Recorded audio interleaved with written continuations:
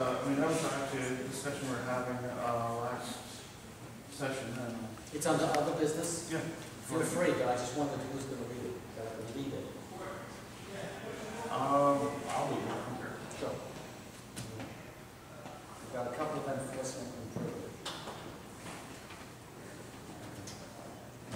We're back. We're all back. So we're going to reconvene and that's okay. He's not a commission. 9:14. That works.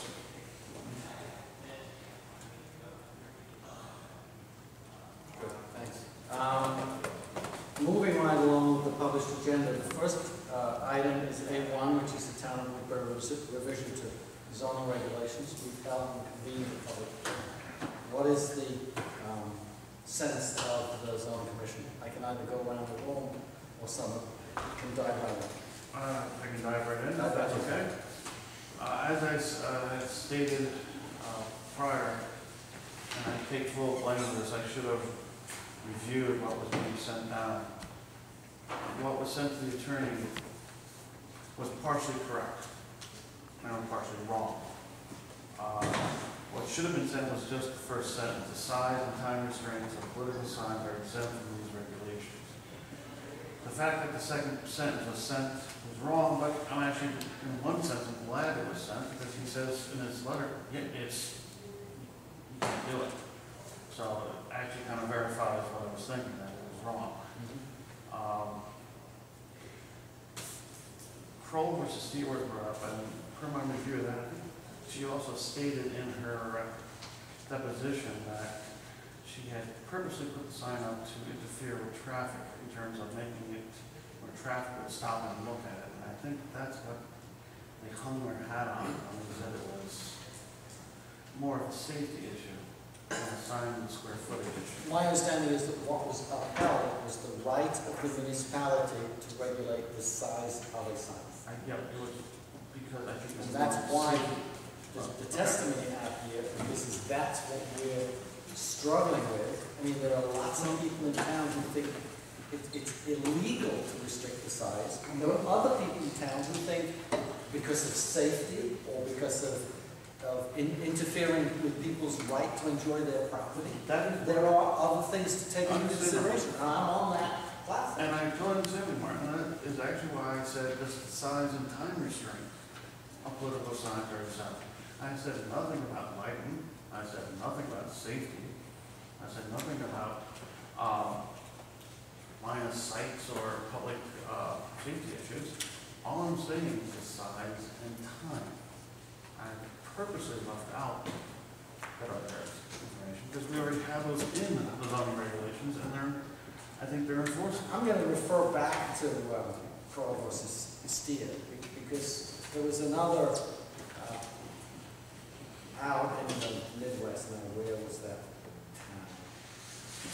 Where the town had a regulation that restricted signs, and I'm not going to swear to this exactly, but to something the size of a large postal code.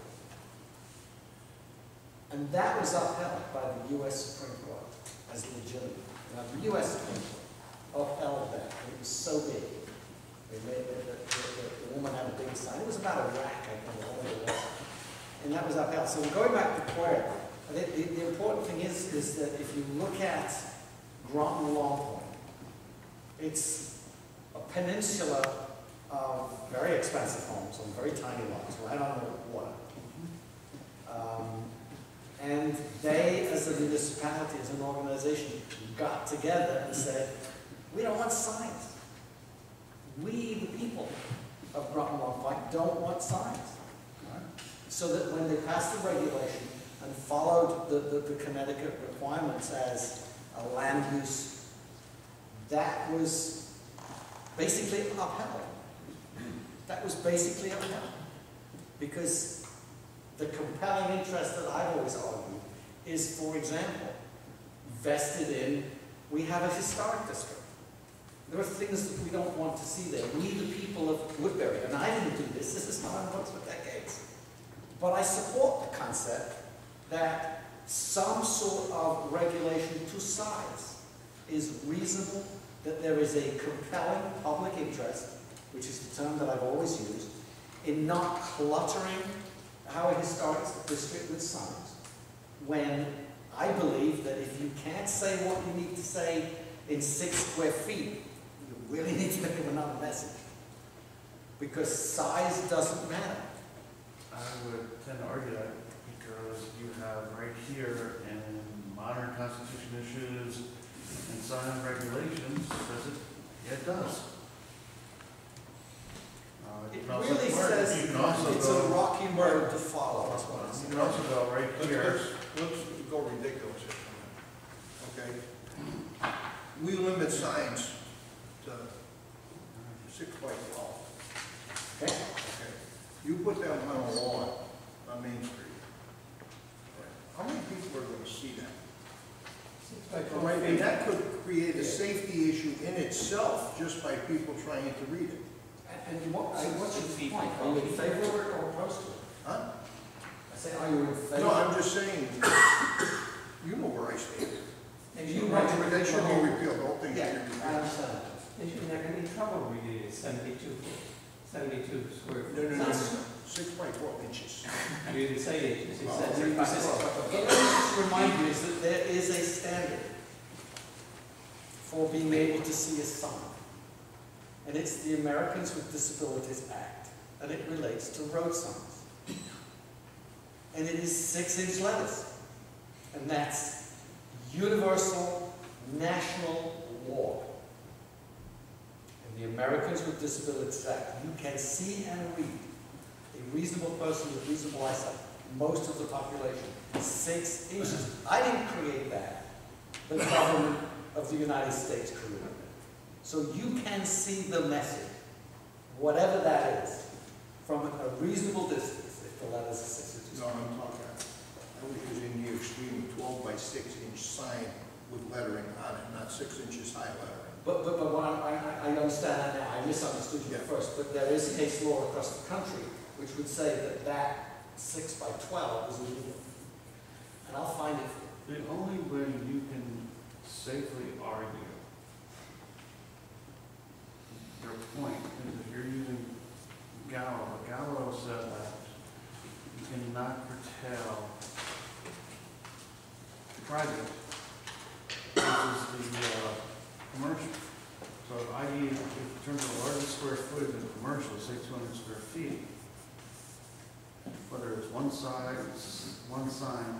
or 20 or 30, it could be up, hypothetically, if the largest sign in town, commercial sign, Okay? aggregate, Yeah? is 200 square feet, Okay? then that's arguable that you can say that you're not being biased. But, Larry, for 3 years, that's exactly what I've been saying.